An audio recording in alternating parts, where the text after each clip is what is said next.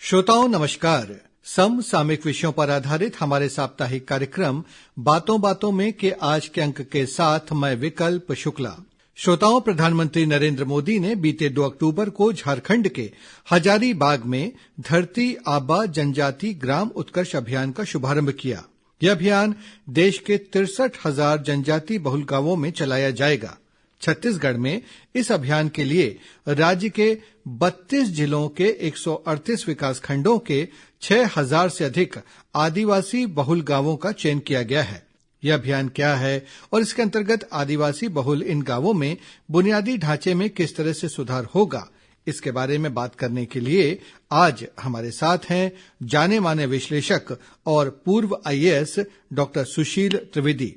Doctor Trivedi, Akashvani समाचार के इस कार्यक्रम में हम आपका हार्दिक स्वागत करते हैं। जी नमस्कार। डॉक्टर त्रिवेदी, जैसा भी हम अपने श्रोताओं को बता रहे थे कि हमारे प्रधानमंत्री जी ने अभी बीते 2 अक्टूबर को जनजाति ग्राम उत्कर्ष अभियान का शुभारंभ किया है, तो थोड़ा सा हमारे श्रोताओं को बताइएगा इस अभियान का उद्देश्य क्या है, किस तरह से इसके तहत जो है वो जो जनजाति बहुल गांव हैं, आदिवासी बहुल गांव हैं, वहां पर बुनियादी ढांचे में किस तरह से सुधार होगा, उसका विकास होगा।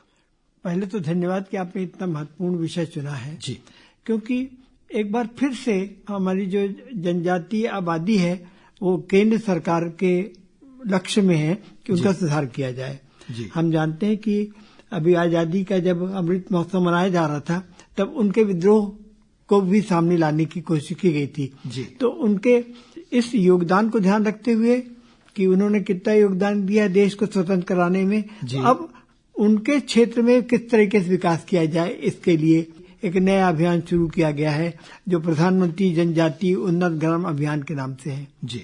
हम सब जानते हैं शुक्ल जी की सरकार के जितने भी विभाग हैं जी। उन विभागों को जब बजट बनता है तो उन विभागों को बजट में व्यवस्था की जाती है जी। कि भाई आप आदिवासी क्षेत्रों में जनजातीय क्षेत्रों में क्या काम करेंगे। जी।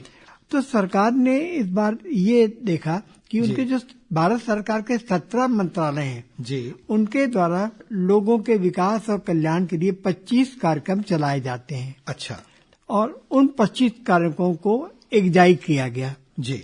और एकजाई करके कोशिश ये की जा रही है, मतलब उनका समावेश एक तरह का किया गया। अलग अलग डिपार्टमेंट अलग अलग काम करते हैं जी, और एक डिपार्टमेंट में अलग अलग योजनाएं चलती हैं और उनके बीच में इंटीग्रेशन नहीं होता है। हाँ, समन्वय नहीं होता तो ये बड़ी बात है, समन्वय किया जा रहा है जी। और उद्देश्य ये है कि जो जनजातीय क्षेत्र है उसका और वहाँ रहने वाले जो जनजातीय लोग हैं जी, उनके सामाजिक बुनियादी ढांचे में सुधार लाया जाए जी, विशेष करके 3 क्षेत्रों में जी, स्वास्थ्य, शिक्षा और आजीविका के मामले में। जी। हम सब जानते हैं कि विकास के लिए स्वास्थ्य, शिक्षा और आजीविका बड़ी जरूरी है जी।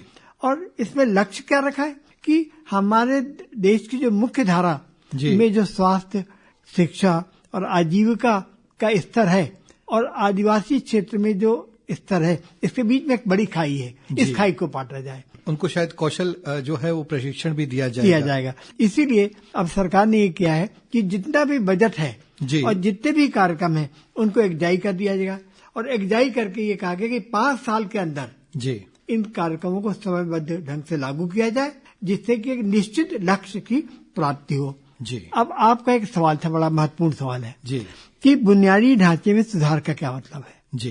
तो सबसे महत्वपूर्ण बात के रूप में ये तय किया गया कि हर घर में नल से पानी पहुंचे। अच्छा। हम जानते हैं जंगलों में कैसे पानी की परेशानी, काफी दूर जाना पड़ता है उनको पैदल चलकर, और झीरी से कुआं, वहां तो कुएं भी नहीं बनते, झीरी से निकालते हैं, बार बार परेशानियां होती हैं, तो इसलिए नल से पानी की व्यवस्था। दूसरा, बिजली की आपूर्ति कि हर घर में बिजली पहुंच जाए, लेकिन इससे भी बड़ी बात यह है कि उनको पक्के आवास मिल जाए। जी। देखिए हम जानते हैं आदिवासी क्षेत्र में जंगल में पक्के आवास बनना बहुत कठिन बात है। हाँ, और खराब मौसम में बड़ा उन्हें दिक्कतों का सामना करना पड़ता है। लेकिन उसके साथ साथ बड़ी बात यह भी है कि उन गांवों तक पहुंचने के लिए जी, जी, 12मासी सड़कें बना दी जाए उस क्षेत्र में जिससे कि आवागमन पूरा हो जाए। और हम जानते हैं, देखिए हम और आप छत्तीसगढ़ में कि जो नक्सल इलाके हैं वहाँ सबसे बड़ी समस्या आवागमन की है और नक्सल जो है हमारे आवागमन के मार्ग को सबसे पहले ध्वस्त करते हैं। तो ये किया जाएगा। और मोबाइल कनेक्टिविटी और इंटरनेट की सुविधा कि जनजातीय क्षेत्र में हर एक के पास जी, मोबाइल की सेवा मिल जाए जी, इंटरनेट की कनेक्टिविटी मिल जाए जी, क्योंकि आज हम गूगल के समय में हैं जी, तो वहाँ पे देख रहे हैं। जी, स्वास्थ्य के लिए 3-4 बातें बड़ी महत्वपूर्ण है। जी, देखिए सबसे ज्यादा होता है कि हमारे बाल मृत्यु दर है वो आदिवासी क्षेत्र में बहुत ज्यादा है। जी, मातृ मृत्यु दर अर्थात जब जचकी होती है, जब प्रसव होता है जी, तो डेथ हो जाती है। जी, तो इन दोनों दरों में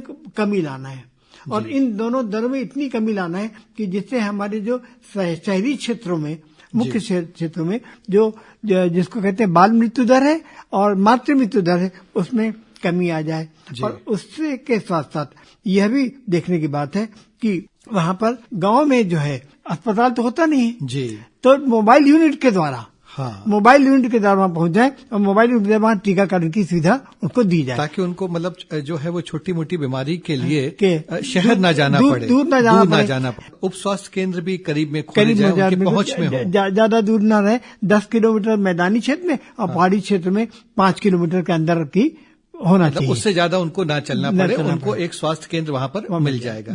आपने ये महत्वपूर्ण बात बताई है डॉक्टर त्रिवेदी। हम ये भी जानना चाहते हैं, सरकार तो देखिए कर ही रही है विकास, लेकिन अभी आपसे जब चर्चा हो रही थी तो हमारे जो ये जनजातीय इलाके हैं, खासतौर से जो बस्तर का इलाका है, सरकार अपने उन्नत ग्राम योजना चलाई, लेकिन हम वहां पर देखते आ रहे हैं बरसों से, बल्कि यूं कहें कि सदियों से वहां पे एक बहुत अच्छी लोकतांत्रिक व्यवस्था है। थोड़ा सा हमारे श्रोताओं को इसके बारे में भी बताइए।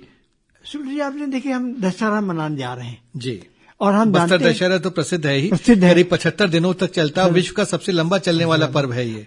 उत्तर भारत में या अन्य क्षेत्रों में जब दशहरा मनाया जाता है तो वहाँ पे रावण वध होता है, जी, दूसरी परंपराएं होती है, रामलीला, लेकिन बस्तर में ऐसा नहीं होता है। बस्तर में एक अलग किस्म का दशहरा होता है। वहाँ पे 75 दिन तक पूरे का चलता रहता है और जितने देवी देवता हैं, हम जानते हैं कि बस्तर में हर क्षेत्र के अपने अलग अलग देवी देवता हैं, उन देवी देवताओं को लाया जाता है जगदलपुर में, वहाँ उनकी पूजा की जाती है और फिर बाकायदा उनका जुलूस निकाला जाता है और उसके साथ साथ फिर बाद में उनको पूरे सम्मान के साथ विदाई की जाती है। लेकिन उस वक्त एक बड़ी परंपरा है, मुरिया दरबार होता है, सबसे आखिरी में जो होता है, आखिर मुरिया दरबार, जो वहाँ के माझी है, चालकी है, इन सब की बैठक होती है। जी, पुराने समय में राजा हुआ करता था जी, और राजा उस समय बुला के इन लोगों से सबसे बातें करता था और ये जो निर्णय लेते थे उन निर्णयों को सुनकर राजा लागू करता था। ये माझी दरबार की परंपरा है। और मजेदार बात यह शुक्र जी अभी कि आजकल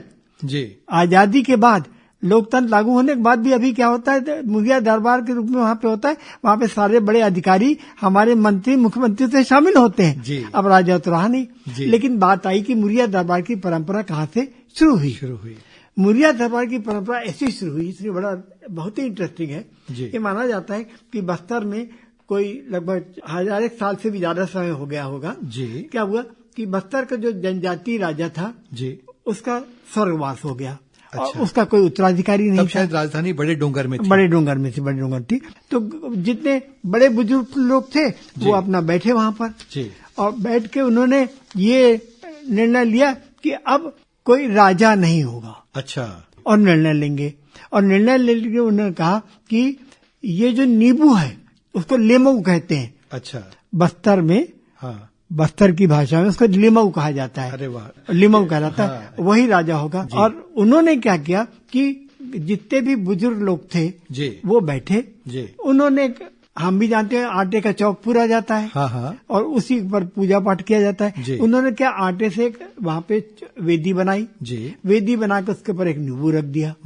और उसके बाद जितने बुजुर्ग लोग थे वहाँ पे बैठ गए और उन्होंने निर्णय लिया, बातचीत की, जितनी भी समस्याएं हैं और जितने भी विकास की बातें उन पे चर्चा की।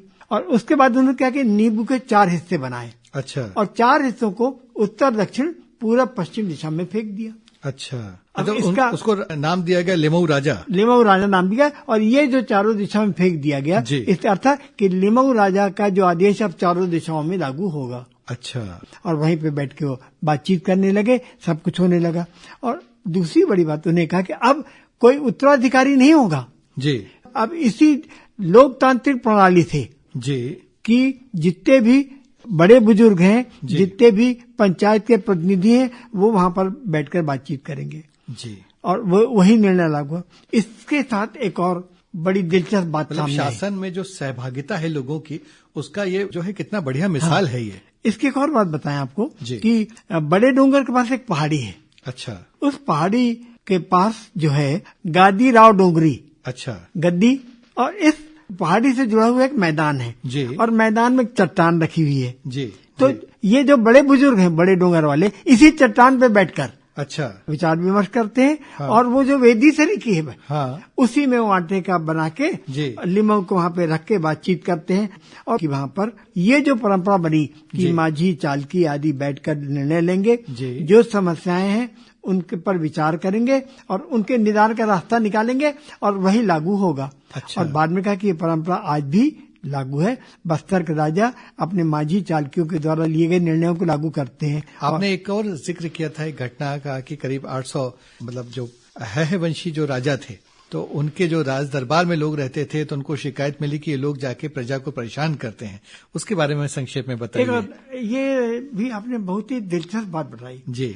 देखिए, छत्तीसगढ़ के लिए दो बातें जो हिंदुस्तान के लिए बिल्कुल अद्भुत है। जी। पहली बात है कि छत्तीसगढ़ में है वंशियों ने 800 वर्षों तक राज किया जी। और किसी एक राजवंश का जी। किसी एक क्षेत्र में चलने वाला सबसे बड़ा राज ये माना जाता है। अच्छा। किसी राजवंश का इतने लंबे समय तक राज नहीं चला। पर छत्तीसगढ़ में है वंश का राज 800 साल तक चला, ये बड़ी बात है जी।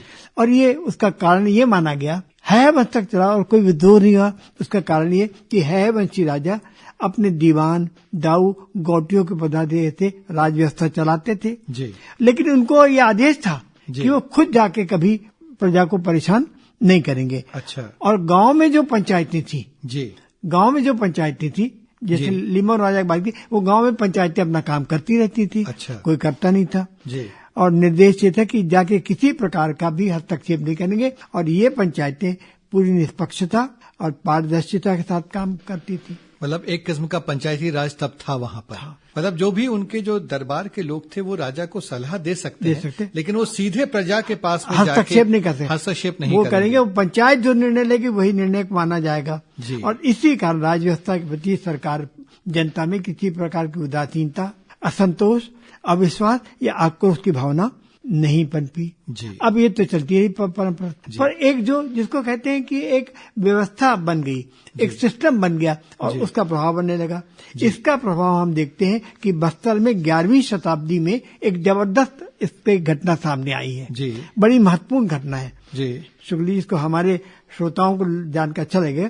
बस्तर की गद्दी पर 11वीं शताब्दी में राजभूषण देव बैठे जी। वे छंदक नागकुल के बड़े प्रतापी राजा थे जी।